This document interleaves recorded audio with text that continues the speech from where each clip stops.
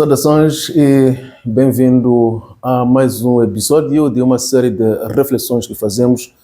Isto acontece no âmbito das celebrações neste 2025, dos 50 anos depois que Moçambique proclamou a independência do país. A independência nacional foi proclamada precisamente a 25 de junho, corria o ano de 1975. Passado, presente e futuro de Moçambique, hoje contamos com o testemunho de Eugênio de Maio, que ocupou vários cargos nestes 50 anos de governação, sendo que ela vai poder partilhar aqui nos próximos minutos as suas memórias. Senhor Eugênio de Maio, bem-vindo para esta conversa. A primeira questão que eu lhe coloco é a seguinte: a 25 de junho, quando Moçambique proclama a independência nacional, na pessoa do presidente Samora Machel, onde é que se encontrava?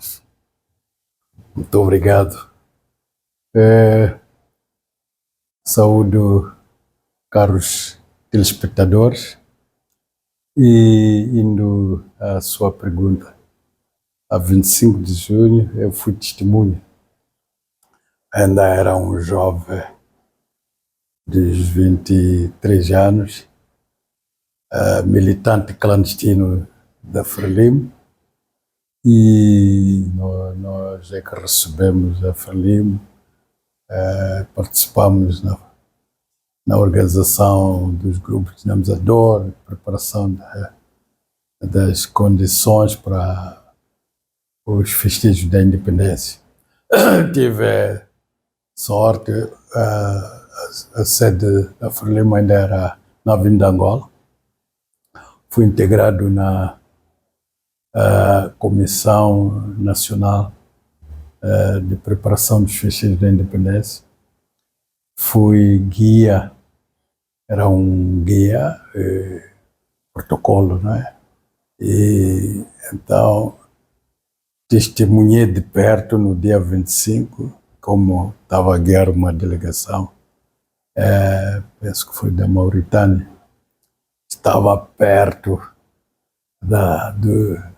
dos grandes.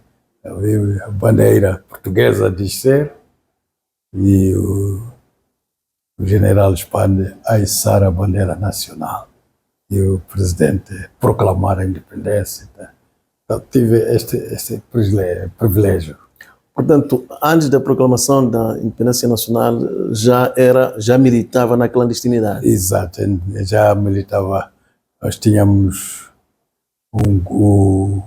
grupos de clandestinos, combatentes clandestinos. O meu grupo estava no bairro indígena. O atual bairro Popular da Mundial. Era dirigido pelo falecido camarada Moeti Mbazima. Aquele foi um grande homem. Então nós trabalhávamos e quando o envio de jovens via Suazilândia, África do Sul, ficou complicado. Então usou-se, quando se abriu a frente de Manica Sofala, então mandávamos os jovens até Ixope, pelo Expresso Gazela. Daqui dormia na Machixe, no dia seguinte estava no Ixope, ia seguir para Gondola. Estava lá o nosso, que era funcionário dos caminhos de ferro, que até era irmão do Mbazima, que recebia os jovens. Depois, fim de semana, encontrava uma forma de deixá-lo nas bases da Frelimo. Foi um grande reforço, né, nesses anos 73, 74. Fez um grande trabalho. Foi uma militância feita praticamente em tenra idade, nessa altura. Em tenra idade, eu ainda até entrei aos 20 anos. Aos 20 anos. Já era simpatizante, ainda jovem. O facto de ter nascido no mesmo regulado com o Dr. Mondlane lá em Manjacás. E os Mondlane são meus avós. A minha mãe é prima mesmo do Dr. Mondlane. Então, o irmão da minha mãe já trazia rádio, trouxe rádio da África do Sul, e escutávamos sempre a rádio Frelimo, Dar es Salaam. Conheço todo o historial do passado daquela. Mas também esta escuta... Então, fiquei influenciado logo e fui militante ainda a estudar o ensino primário, tá? quarta classe na altura. Mas escutavam rádio também na clandestinidade? O regime não permitia? Na clandestinidade, lá nas aldeias, era a casa do tio Jorge Mondlane, é onde escutávamos a Rádio Tanzânia, Dar es Salaam. As antigas canções, ainda tenho em memória. Na altura da proclamação da independência nacional, já estava em Maputo, ou pouco antes, Lourenço Marques, onde ajuda, portanto, a preparar este processo, inclusive serviu de guia para a delegação da Mauritânia, como dizia. Como é que se dá a mudança de Manjakazi, terra natal, para Lourenço Marques? Quando eu terminei a quarta classe, em 1968, 69, então em janeiro de 1970, saí do campo para cá, tentar encontrar formas de trabalhar e aumentar os estudos, que já estava limitado. Meu pai faleceu ainda pequeno, tinha uma mãe muito forte que me ajudou. Então pronto, vim trabalhar aqui, trabalhei um pouco na Casa Bertino, depois consegui entrar na Bayer, a empresa farmacêutica alemã, chama George Stroger and Ledenbeck, é representante da Bayer em Moçambique. Então, trabalhei lá como a marcação de preço, depois passei na faturação, as farmácias, hospitais, acho que tem documentos com a minha caligrafia. Tem ideia de quantos jovens conseguiram mobilizar e enviar para as bases da Frelimo? Contabilizados, sim, não, mas há referências. Alguns já são generais, outros já são grandes, ajudaram muito a impulsionar a frente de Manica e Sofala. Aí é onde ganhei a ligação com o velho Matavel, que depois... Fernando Matavel. Sim, o Dick Tongane. Então depois voltamos a trabalhar junto a partir de 76. Já depois da independência? Fiquei um jovem de confiança. Fomos os primeiros preparados para receber o aparelho do Estado Colonial. Então fui colocado na Macia. Lá mesmo era um grande ativista político. Por isso que logo depois do terceiro congresso, além de oficial administrativo, fiquei também secretário de Trabalho Ideológico. A nível da província? Do distrito do Belém Macia. Distrito de Belém. Eu andei muito em Gaza. Então pronto. Fiquei brilhante político. Então, mais tarde comecei a subir. Eu fiz uma carreira de base para o topo. Por isso que não era fácil na gestão administrativa me atrapalhar. Só porque o meu último mandato como governador, o exemplo que o Tribunal Administrativo apresentou no Parlamento na gestão do orçamento, a gestão administrativa, foi da província de Gaza. Imagina as instituições a partir do nível central, as províncias, para trazer Gaza como referência de um tribunal perante o Parlamento. Isso em outros países é um mérito que merece respeito, não é? Antes de ser nomeado governador na província de Gaza, dirigiu o distrito. Porque eu passo a passo, escada. Fiquei administrador adjunto do Choco. Não queimou etapas? Não queimei, estava. Administrador adjunto do Choco. No momento em que o Choco estava no auge de desenvolvimento. As pessoas distraem-se muito e quando falam da história da independência só falam dos erros, não sei o quê. Mas tudo o que aconteceu foi esforço do povo, bem orientado ou mal orientado, mas é suor do povo. Choco, na altura, tinha o complexo agroindustrial, entrou no auge da produção do arroz. Ninguém se lembra que ali já houve tratores de 40 discos, já houve monda aérea através de produtos químicos, já houve o combate aos inseticidas através da pulverização aérea, combate aos pássaros que atacaram. Está a imaginar o nível de tecnologias que já tinha.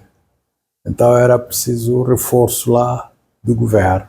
Está a falar dos tempos em que o presidente Samora Machel, para corresponder à produção que o Regadio conseguia, viu-se na obrigação de enviar estudantes de Maputo para ajudar na ceifa de arroz. Na ceifa de arroz. Eu estava lá. Ainda como adjunto do administrador de Choco. Quanto tempo fica neste cargo? Então eu era responsável pela organização, administração, parte técnica e organizativa. Então, o administrador era o político, né? Representante do Estado. Tá? Quanto tempo fica em Choco como adjunto do administrador do Estado? Não demorei, porque sabe que o meu administrador até ficou destacado ao nível nacional. Quem era? Era o Miguel Patime, de Cabo Delgado. Éramos uma equipa muito unida, que até agora faleceu há poucos anos, mas sempre nos comunicávamos. Era o caso da capacidade que demonstrei. Eu só fiquei uns 2 anos. Depois o governador transfere-me para dirigir o diretor do gabinete do governador. Eu demonstrei muita capacidade de assistência. Tá? E pronto, trabalhei. Quando houve alteração na liderança da província, por certos problemas que aconteceram na altura. Quem era na altura o governador? O falecido general João Pelé. O João Festela Pelé. Então pronto, houve problemas. Ele depois saiu e veio um dirigente substituto, o Dr. Oscar Monteiro. Eu trabalhei com ele, mas já havia necessidade, devido ao caráter estratégico do distrito do Belém, de colocar um administrador. Então pronto, acharam que eu devia ser a pessoa ideal. Fui nomeado como administrador do Belém. Em que consiste o caráter estratégico do distrito de Belém? Porque é atravessado pela Estrada Nacional o Belém, Macia, é a garganta da capital. Do país? Do país. Maputo. Maputo. E ele é um ponto de entrocamento estratégico, mas a ligação do Maputo com o resto do país depende do Incoloane.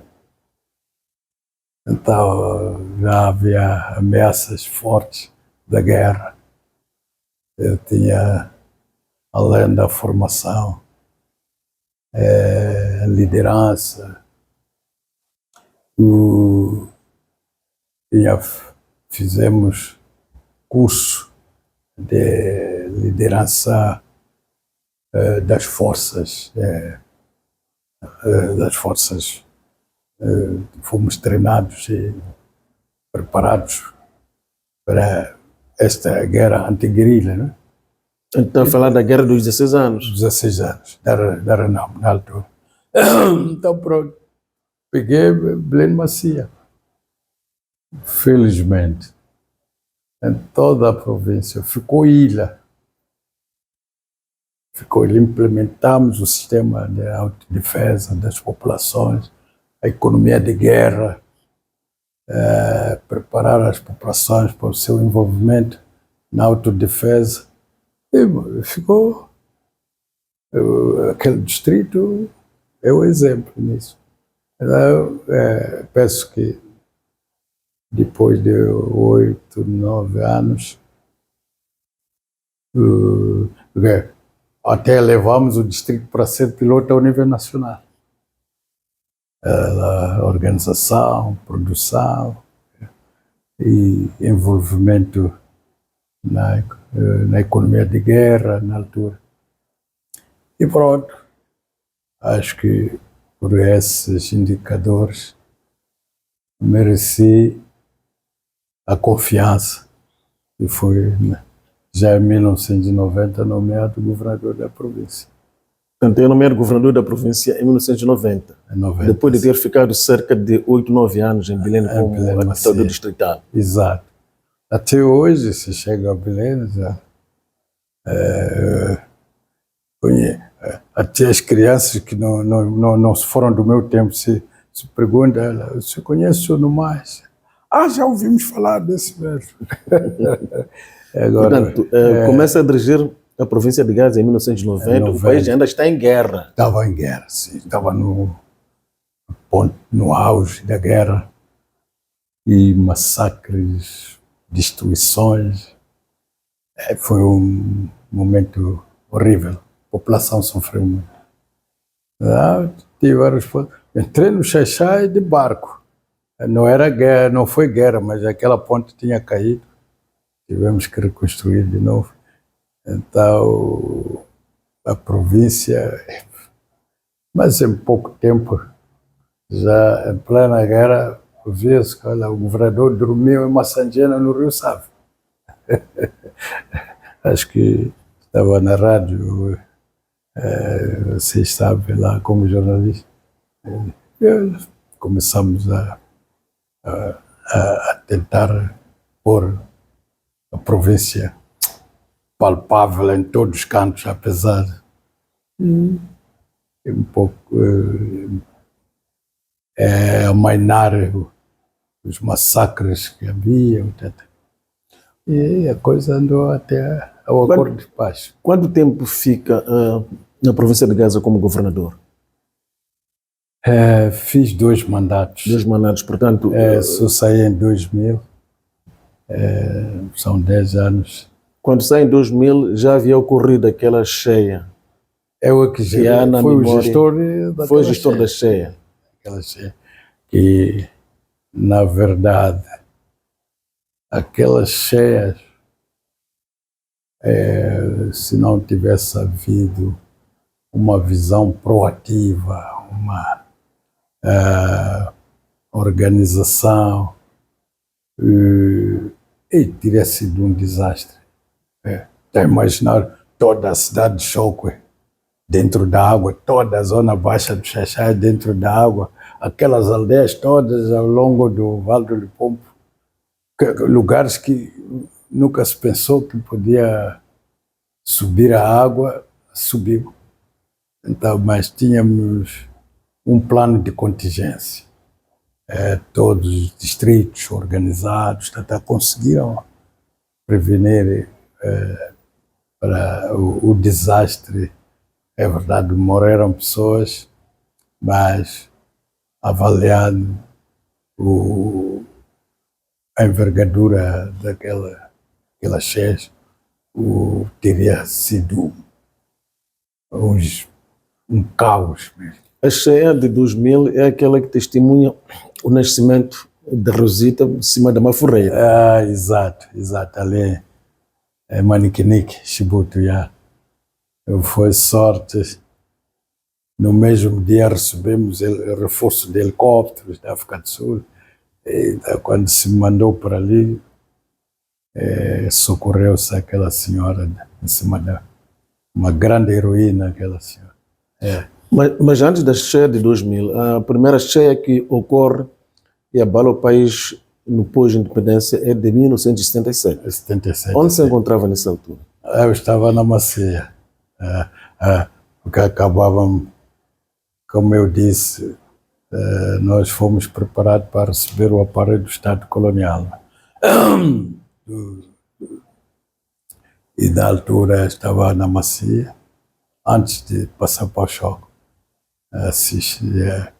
Também aquilo foi a primeira cheia tremenda, né? O país praticamente só tinha 2 anos depois de ter nascido, depois de ter ficado independente. O que este lapso espaço de tempo representou do ponto de vista de desafios ou dificuldades que pode ter havido para gerir uma calamidade como aquela? Aquilo representou que não havia nenhuma experiência. A Frelimo, o governo da Frelimo na altura estava muito organizado e com muito sentido de desafio. Eu recordo-me, criou-se na altura a Comissão do Vale do Lipompo, era chefiado pelo camarada Armando Emílio Guebuza e coadjuvado pelo general Fernando Matavel, que era o governador na altura. Então, trabalhou-se no socorro às populações, evacuação, e trabalhar as mentes para mostrar que a vantagem é fixar casas na zona alta. Então é quando nasceram aquelas aldeias comunais ao longo do Vale do Lipompo e pronto, houve um esforço muito grande, barcos, ainda não havia muitos meios, mas a prontidão e o espírito de desafio que existia no governo ajudou muito.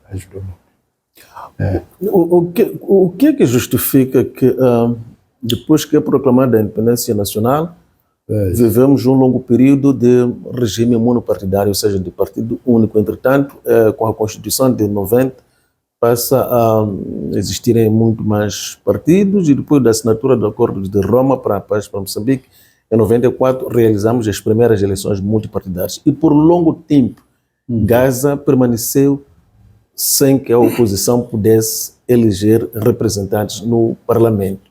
O que é que terá acontecido mesmo? Bem, eu penso que... Ou seja, Frelimo conseguia eleger o total de mandatos destinados à província de Gaza. Sabe, nós temos que conhecer o país e a sua diversidade cultural, histórica. E aquela gente, é verdade que os portugueses também influenciaram a divisão, porque Gaza não era só a nossa província, e até Manica e Sofala é parte de Gaza. Mas falando especificamente da província de Gaza, onde há muito sentido de Estado, aquela população, as coisas sérias, eles nunca viram o disco só porque está na moda, não. E para aquela gente que foram praticamente, o país foi colonizado 500 anos, mas é genérico isso. Falando especificamente, há algumas zonas que o colono não chegou nem há 100 anos de governação. Gaza, 1895 para 1975, foram 80 anos certos. Há velhos que depois da independência, que até conversei com muitos, eu fiz muita investigação da história, que viveram, eram ainda crianças quando caiu o Gungunhane e ainda receberam a independência da Frelimo. As grandes batalhas de resistência anticolonial foi em Gaza e perdemos, sofreu-se todo o país. Então, quando aparece a Frelimo a ir buscar o poder que perderam em Colela, em Chaimite, por aquela população, continuou a resistência perdida. Então, um respeito, não podem mudar assim ao de leve. Talvez com o andar dos tempos, agora novas gerações de jovens já terão outra maneira, porque também não é mudar só para mostrar que sou democrata. A pessoa escolhe aquilo que acha que responde aos seus anseios, né? Mesmo nos países democráticos, os partidos têm baluartes. Se vai aos Estados Unidos, Partido Democrático, a parte onde ali nunca os republicanos têm dificuldade de entrar. Também o Partido Republicano é igual, tem seus baluartes. E isso acontece em todo o mundo. Né? Também se fala de Batalha de Magul. Batalha de Magul, sim, foi a primeira com os portugueses. E hoje reclama a preservação desses locais históricos. Exato, que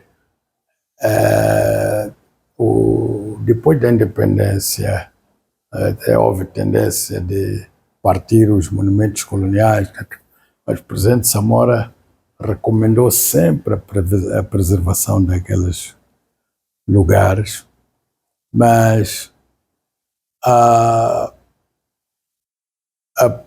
as perturbações que o governo sofreu com as guerras, foi Ian Smith, depois 16 anos, em África do Sul, então criaram problemas e que levaram o governo a priorizar as coisas prioritárias, reassentamento das populações, infraestruturas destruídas, isto e aquilo. E essa parte da preservação da história que o presidente Samora já tinha começado. Por isso que até mandou trazer simbolicamente as ossadas do rei Gungunhane e respeitava-se Mandlakazi, Colela e batalhas de Magul. E a partir de uma certa altura, mesmo quando eu estava lá como governador, nós tínhamos cerimônias, havia dias de celebração dessas datas históricas e tentamos reconstruir as casas do rei em Chaimite. Mesmo ali na vila de Manjacás, o município tem um lugar consagrado, porque a vila está em cima do antigo Godlo. Godlo, na altura, era a capital do Império.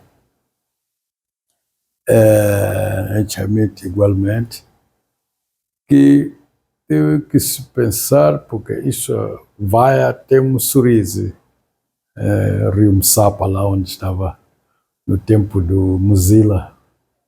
A capital de Gaza estava em Manica.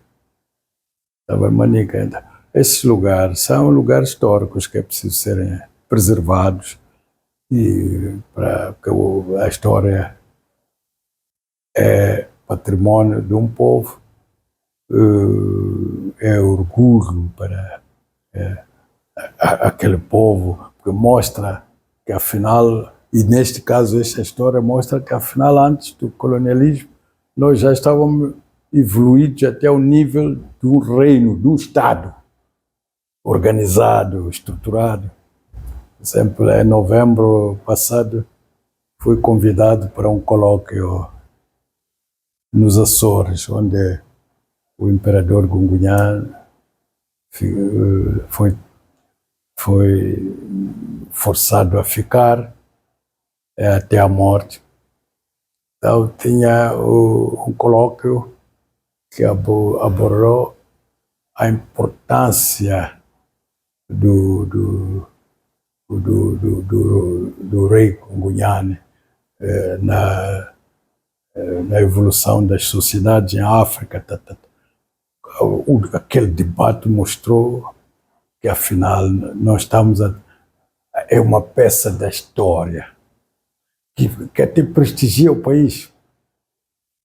Mostra que, afinal, mesmo antes do contato com europeus, já estávamos numa evolução quase do nível dos reinos da Europa. Então, imagine esta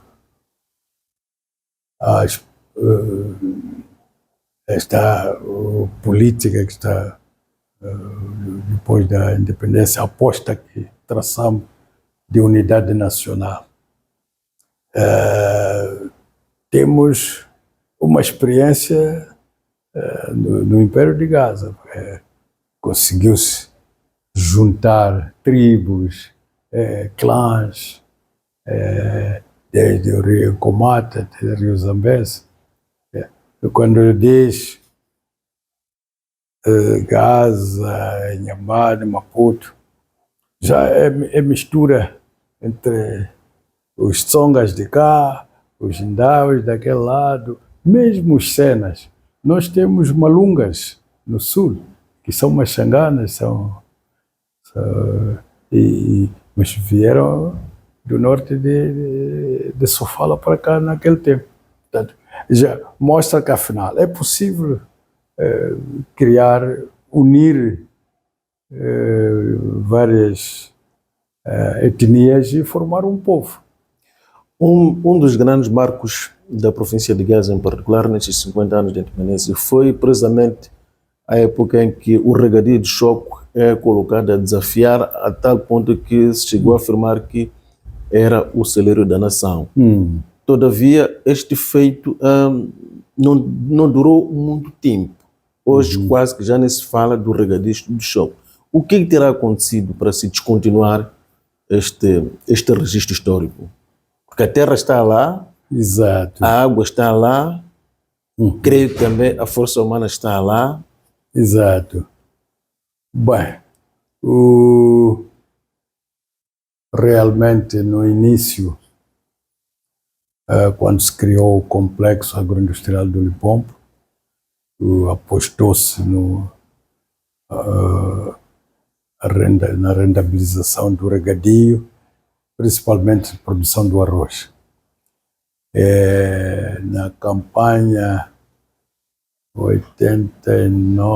79, 80, 81, chegou-se a produzir 60 mil toneladas. É muito arroz, né? Falou há pouco sobre o envio de estudantes para a ceifa, mas não era só estudantes, mesmo populações de vários distritos iam achar na campanha de apoio à ceifa do arroz. E avançou-se outra campanha, depois houve quebra. Eu penso que alguma coisa de estratégias, quando houve sucesso, o próprio regadio, eu estava lá, começou a espalhar, em vez de concentrar-se no essencial. Está a imaginar mesmo, eu estava a analisar aqui algumas empresas, uma como a Mosal, está concentrado na produção de alumínio. Mesmo a gestão de recursos humanos tem que contratar empresa para fazer a prestação de serviços, os transportes, concentra-se no essencial. Acho que os gestores ficaram emocionados, então começou, é tomate, é isto. Começaram a espalhar, em vez de concentrar, e nas 2 campanhas seguintes começou a cair. Então, depois houve a necessidade de reestruturar, em vez de ficar um complexo único, ser várias empresas. Funcionou, mas depois já havia intensificação dos ataques, um caminhão para sair de Choco para Maputo corria risco de emboscadas, ela caiu. Quando eu fui nomeado governador em 1990, em 91, pusemos o consultor já a aconselhar, porque já estavam, as empresas já não funcionavam quase. Em vez de deixar terras estagnadas, sem produzir, nós estudamos, tomamos uma decisão de dar os terrenos aos empresários, aos agricultores e técnicos já estavam sem trabalhar. Então, aquilo foi estruturado em blocos, blocos de 1 hectare, de 2 hectares, de 4, de 5. Então, que é para cada um se candidatar segundo a sua capacidade. E distribuímos. Eu recordo-me que na altura negociamos com o BPD, o Dr. Hermenegildo Gamita era o PCA na altura, para apoiar o projeto de produção do arroz lá. Abriu-se, aqueles comerciantes têm muito sentido até aliás, experiência de relacionamento com o banco. Foram financiados, saiu no primeiro ano, campanha 92, 93, se não me engano. 91, 92. Saiu muito arroz. Mas a seguir já estávamos quase ao acordo de paz, mas a intensificação, bloqueio do movimento Gaza-Maputo tinha que depender de colunas, não sei o que. Então a campanha seguinte já não correu bem por causa disso. Agora, feito isso, penso que depois do acordo de paz, os bancos estavam com dificuldade de financiar a agricultura. O acordo com o Banco Mundial, a FMI, era mais infraestrutura, não focava muito na produção. Então, tem lá a terra, tem gente que sabe trabalhar aquela terra, mas eles não têm financiamentos para pôr aquelas terras a produzir. Aí é que ficou o grande problema do choque. É uma potencialidade. Aquele regadio é o segundo maior em África, não é? E é por gravidade. Quais são os grandes marcos que registra nestes 50 anos? Sendo que o primeiro marco é, evidentemente, a proclamação da própria independência nacional. Outros marcos que registra? Exato.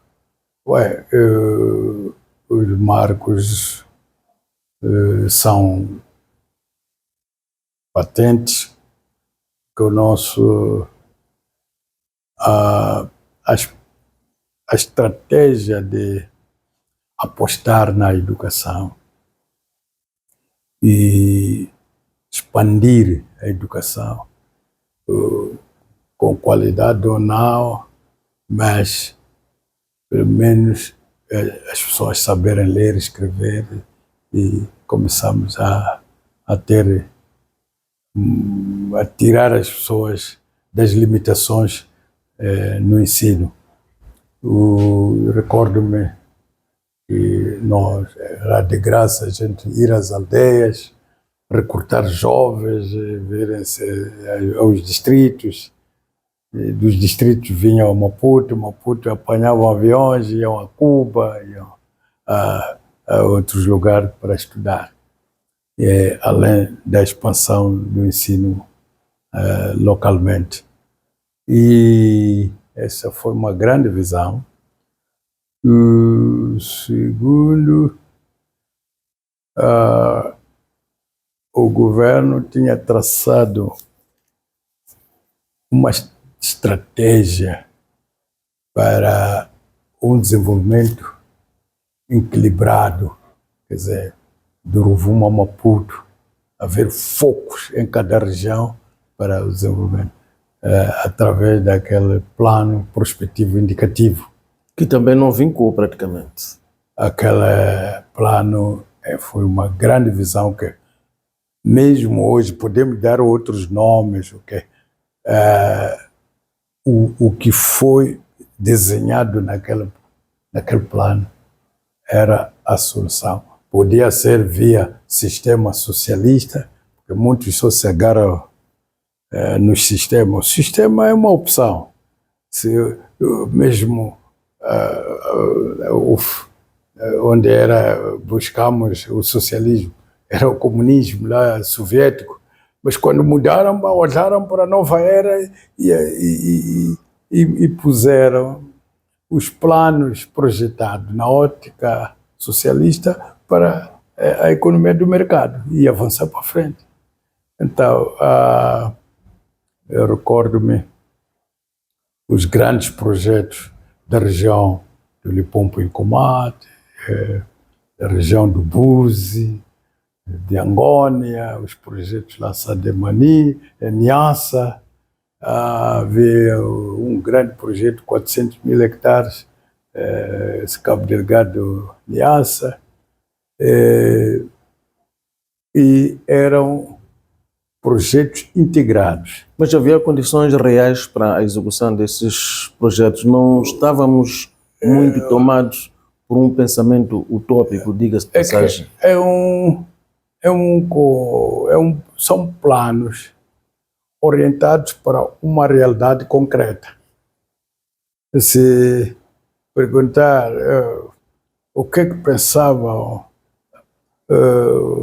que já se sabia o que há em cada região que se pode aproveitar desta maneira. Então, é um estudo objetivo sobre uma realidade concreta. Era só ter financiamento ou haver engajamento. Naquela altura, quando era o sistema socialista, era o Estado que tinha o peso na economia, mas com a viragem, as mesmas atividades pode-se fazer de forma privada. E algumas estão a acontecer. E por que nessa altura estes grandes planos não venceram?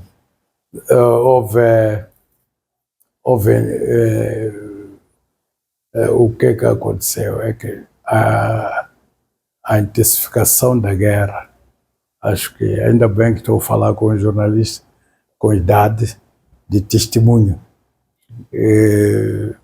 tudo ficou porque o ambiente não era apropriado. Começou a haver muita confusão da guerra e o próprio governo a canalizar mais esforço, mais atenção para a defesa do país. Não era possível o país, depois da proclamação da independência, quando começam a surgir sinais de guerra. Não era possível ter evitado que o conflito que ia acontecer, se o desse chegasse aos níveis que ia atingir, acabou durando muito mais que o tempo que a própria luta de libertação nacional durou. Parece, logicamente, parece podia ser possível. Por exemplo, como no fim até tivemos diálogo, tivemos conversações, mas a intenção do nosso inimigo na altura não era pacífica. E historicamente as nossas guerras partiram de dois vizinhos que queriam inviabilizar a expansão da luta pela independência, não é? Para os países deles, que é a Rodésia e a África do Sul. A Namíbia também. E a Namíbia também. Então, não houve uma vontade, porque mesmo essas organizações que aparecem hoje um pouco autônomos, nessa altura não tinham essa autonomia, dependiam desses sistemas dos países vizinhos. Então, como negociar com essas pessoas não era possível. Então, não foi... As coisas foram andando, até chegar ao ponto que, olha, já se podia sentar e negociar. Senhora Jânio, no meio, identifica algumas ameaças para o futuro de Moçambique?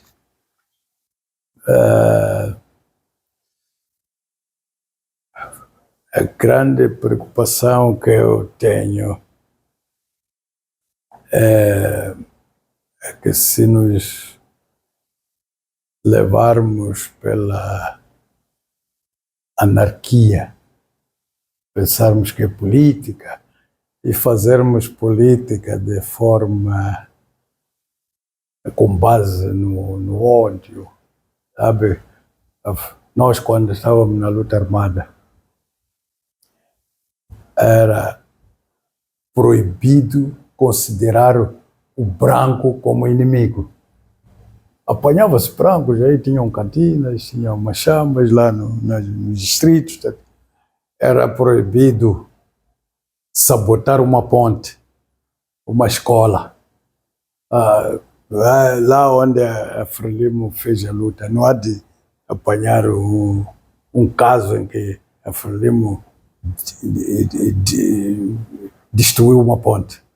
Podia-se ter destruído a Cabora Bassa, por exemplo. A guerra em Tete foi a província que a luta armada expandiu-se e cobriu quase toda a província, do oeste até leste. E era possível dinamitar Cabora Bassa, mas não podia, porque o objetivo era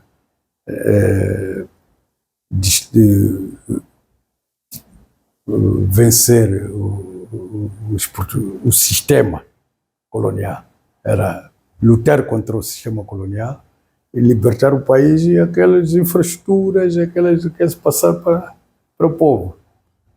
Então, não havia uma luta tipo ódio. E onde é que agora aprendemos esses valores? Com estes má interpretação da democracia, entrar ódios, entrar anarquia, não há respeito com ninguém, e porque alguma coisa correu mal, pronto, estamos contra tudo, contra todos. O país desagua no caos. E temos exemplos, mesmo em África, vamos à Somália, ver o que foi Mogadishu no tempo do Siad Barre, o que é hoje.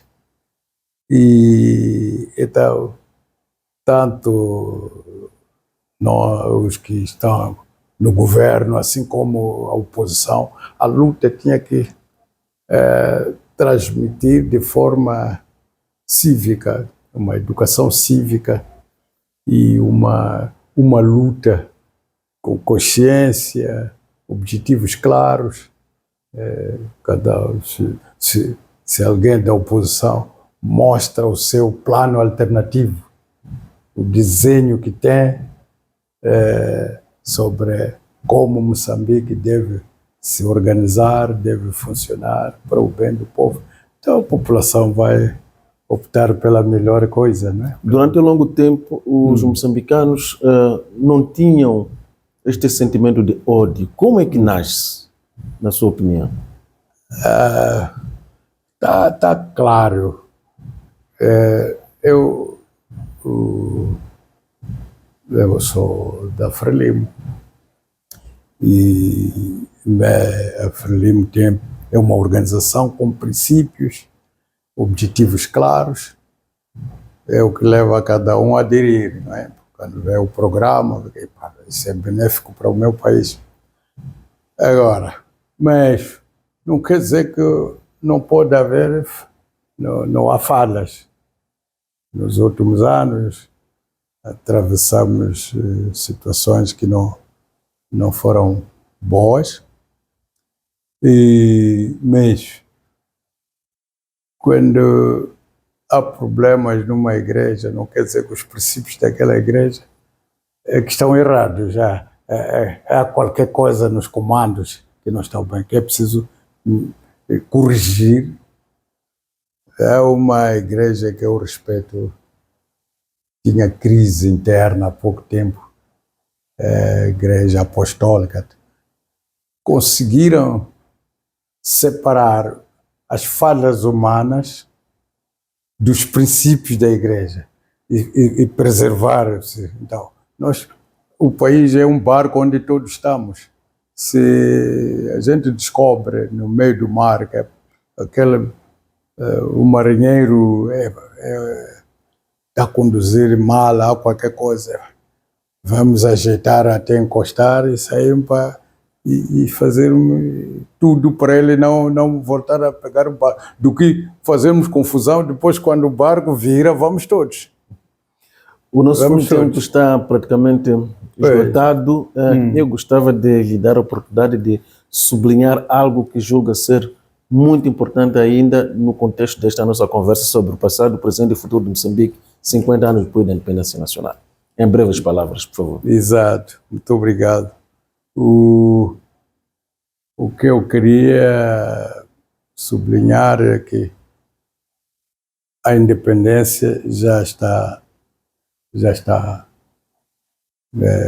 proclamada, foi conquistada à custa de sacrifício, e começamos a reconstruir o nosso país com os desafios, obstáculos que apareceram. E agora o apelo é que o nosso país tem uma vantagem, tem uma população jovem e com uma boa base de formação. É muito importante, em vez de criarmos um ambiente academicista, teórico, de análise crítica e não sei o quê, usarmos esse pensamento, cada um, na busca de soluções, na busca de resultados que começam a melhorar a vida de cada um. E se mesmo numa aldeia, quando há 3, 4, 5 bons agricultores, aquela aldeia toda fica forte. Então, tem que se canalizar os conhecimentos à busca de soluções para a resolução dos nossos problemas. Os jovens